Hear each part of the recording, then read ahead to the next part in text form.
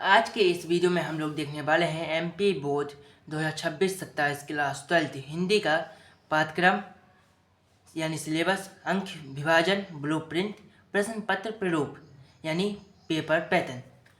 तो जिस प्रकार एक योद्धा को जंग शुरू करने से पहले सामने वाले की ताकत जान लेनी चाहिए, उसी प्रकार आप लोगों को अपना पढ़ाई शुरू करने से पहले सबसे पहले आपको सिलेबस जान लेना चाहिए, क्योंकि हिंदी में 80 में 80 स्कोर करना है तो आपको सिलेबस पता होना चाहिए। फिर उसके बाद कौन से अंक से यानी कितने तरह से आपके कौन से क्वेश्चन क्या बन रहे हैं, उसके लिए आपको ब्लूप्रिंट तो जानना ही चाहिए। फिर प्रश्न पत्र कैसे सेट होगा, यानी कि सामने वाले की जो सेना है वो कैसे सेट होगी, कहाँ पर घोड़सवार होंगे, कहाँ पर पैदल सेना होगी और कहाँ पर हाथी सेना होगी। तो इस सब की जानकारी आपको मिलेगी कहाँ पर, पेपर पैटर्न पर। तो प्यारे दोस्तों, अगर आप लोग चैनल पर नए हैं तो चैनल को सब्सक्राइब कर दीजिए, प्यारा सा कमेंट जरूर कीजिएगा और वीडियो को लाइक करना बिल्कुल ही मत भूलिएगा, क्योंकि आपको यहाँ पर ऐसी धमाकेदार वीडियो देखने को मिलेंगी। तो चलिए ज़्यादा समय ना लेते हुए मैं वीडियो को शुरू करूँगा। उससे पहले एक छोटी सी जानकारी देना चाहूँगा कि सोमवार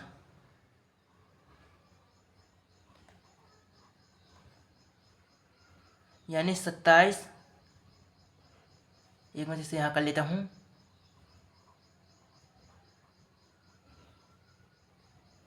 जुलाई से जो आपकी त्रैमासिक परीक्षा होने वाली हैं,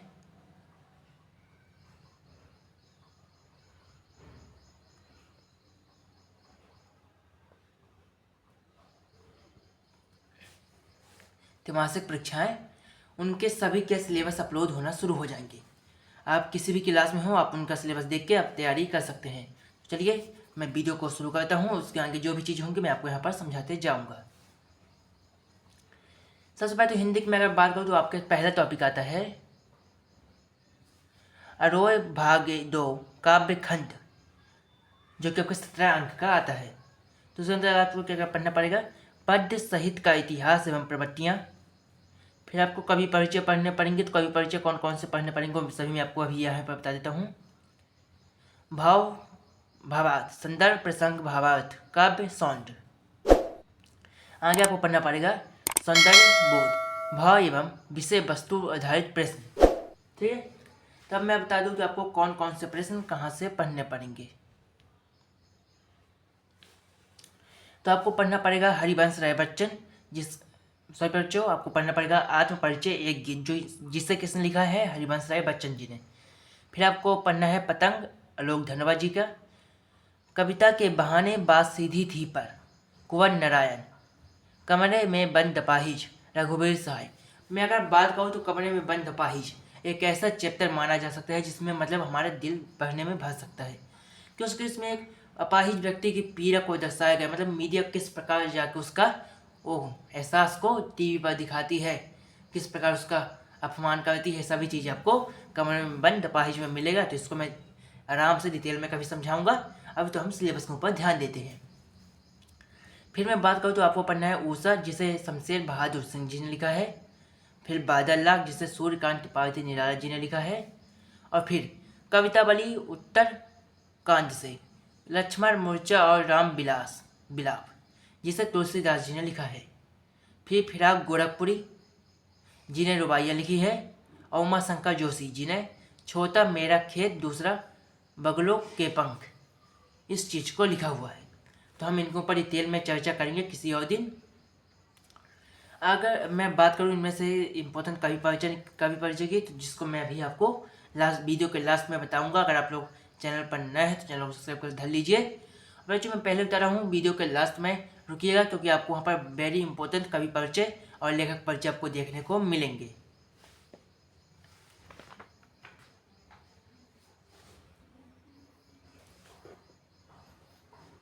फिर बात करते हैं थोड़ा, तो चलिए देखते हैं। अब आपका अगला टॉपिक होने वाला है काव्य बोध, जो कि आपके पेपर में 9 अंक का पूछा जाएगा। तो 9 अंक आपको कहाँ से मिलेंगे, पहला आपको पढ़ना पड़ेगा काव्य के भेद। मैं आपसे प्रश्न पूछता हूँ, मेरा वहाँ पर क्वेश्चन है, काव्य के कितने भेद हैं।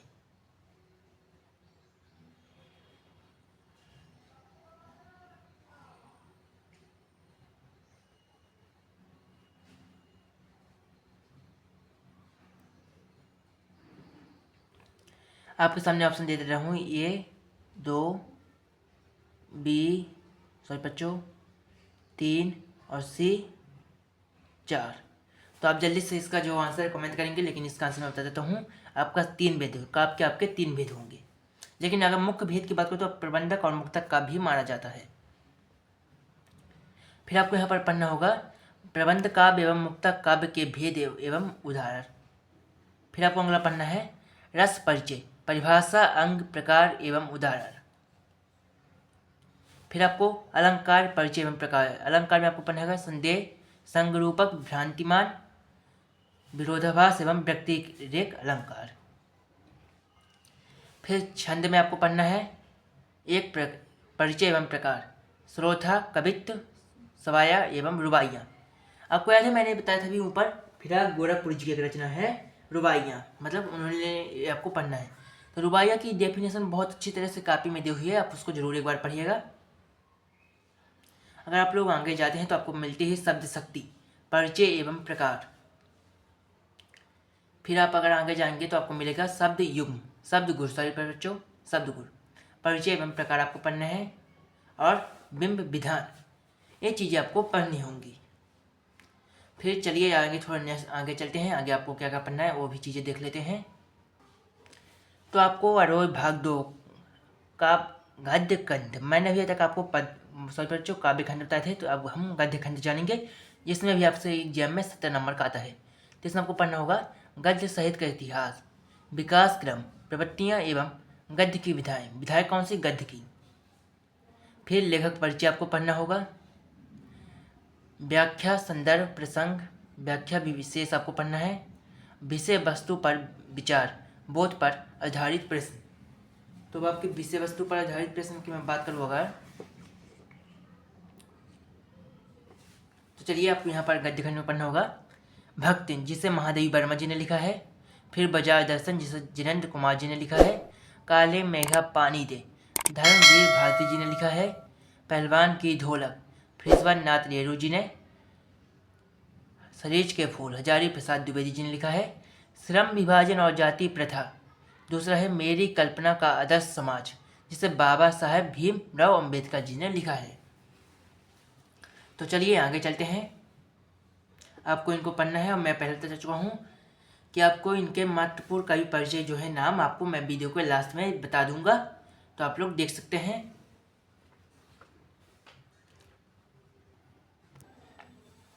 फिर आपको भाषा बोध, अगर भाषा बोध की बात करो तो ये आपके 12 नंबर की आती है। इसमें आपको पहला पढ़ना होगा शब्द। तो कौन कौन शब्द? क्षेत्रीय शब्द, तकनीकी शब्द एवं निपात शब्द। फिर आपको पढ़ना है शब्द युग्म एवं उनके प्रकार। फिर आपको आगे पढ़ना होगा वाक्य परिचय एवं प्रकार, अर्थ एवं रचना के आधार पर आपको पढ़ना है। वाक्य शुद्धिकरण एवं वाक्य परिवर्तन। फिर आपको मुहावरे एवं लोकोक्ति, परिभाषा, उदाहरण, एग्जाम्पल, सभी चीज़ आपको पढ़नी होंगी। फिर आपको राज्यभाषा और राष्ट्रभाषा आपको पढ़ना है। भाव पल्लवन, सरसापेक्ष विज्ञापन लेखन, संवाद लेखन एवं अनुच्छेद लेखन। संवाद लेखन एक जैसे आप जैसे डेली लाइफ में जो बात करते हैं वही आपका संवाद लेखन आ जाता है। चलिए आगे चलते हैं,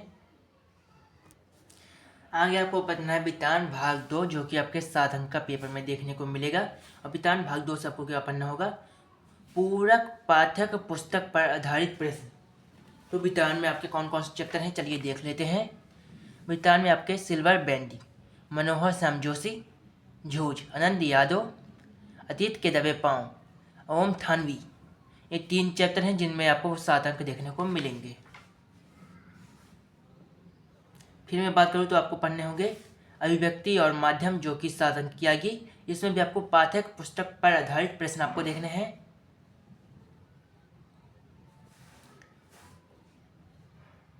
आपको यहाँ पर फिर अपठित गद्य, अपठित बोध, जो कि 3 अंक का है, जिसमें आपको गद्यांश वाक्यांश पर आधारित प्रश्न।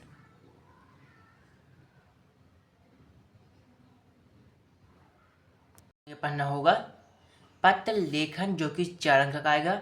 औपचारिक अनौपचारिक संबंधित पत्र लेखन आपको दोनों पढ़ने होंगे। फिर आपको निबंध पढ़ना होगा। निबंध में आपको 4 अंक का रूपरेखा सहित आपको पढ़नी होगी। तो चलिए मैं आपको बता देता हूँ कि आपका एग्जाम पैटर्न क्या होने वाला है।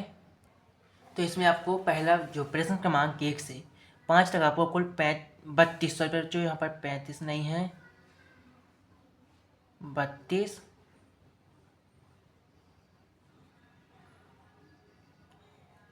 वस्तुनिष्ठ प्रश्न है, जो कि आपको कुछ इस प्रकार देखने को मिलेंगे। आपका सही जोड़ी 6 अंक की होगी, सही बच्चों सही विकल्प आपके 6 अंक का होगा। रिक्त स्थान आपके 6 अंक के होंगे। सही जोड़ी आपके 7 अंक का होगा। सत्य आपके 6 अंक के होंगे।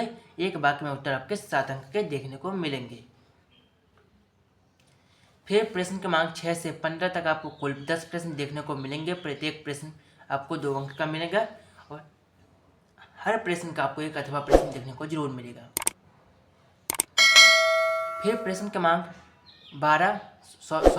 16 से 19 तक कुल आपको 4 प्रश्न देखने को मिलेंगे। प्रत्येक प्रश्न आपको 3 अंक के मिलेंगे और इनके भी आपको अथवा मिलेंगे। और प्रश्न क्रमांक 20 से 23 तक आपको कुल 4 प्रश्न देखने को मिलेंगे। प्रत्येक प्रश्न आपको जो है 4 अंक को देखने को मिलते हैं। तो आपको यहाँ पर प्रत्येक प्रश्न जो है 4 अंक के देखने को मिलेंगे और प्रत्येक के आपको अथवा देखने को मिलेंगे। अब मैं आपको वीडियो में मैंने जैसे पहले बताया था कि मैं आपको महत्वपूर्ण कवि परिचय और लेखक परिचय बताने वाला हूँ। तो चलिए मैं महत्वपूर्ण कवि और लेखक परिचय की थोड़ा बात कर लेता हूँ। यहाँ पर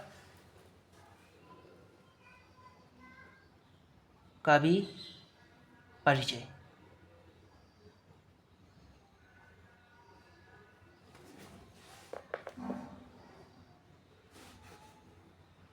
तो आपको कवि परिचय में जो याद करने हैं वो मैं यहाँ पर नाम लिख दे रहा हूँ।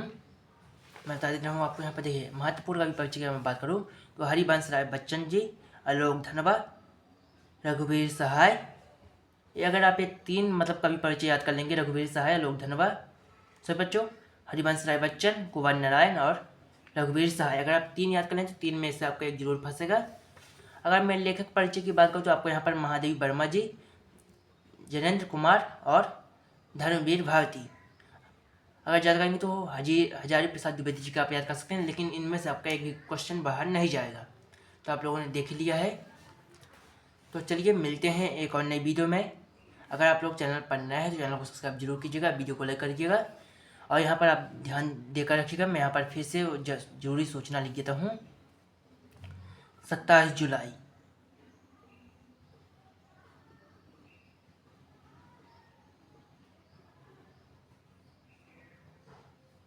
त्रैमासिक परीक्षा का जो सिलेबस है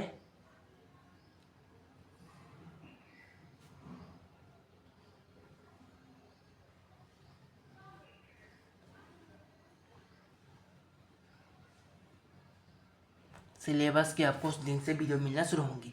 तो चलिए ये आप लोगों के लिए जरूरी सूचना थी। चलिए मिलते हैं एक और नई वीडियो में। जय मां सरस्वती। चैनल को सब्सक्राइब करना मत भूलिएगा, वीडियो को लाइक करना मत भूलिएगा।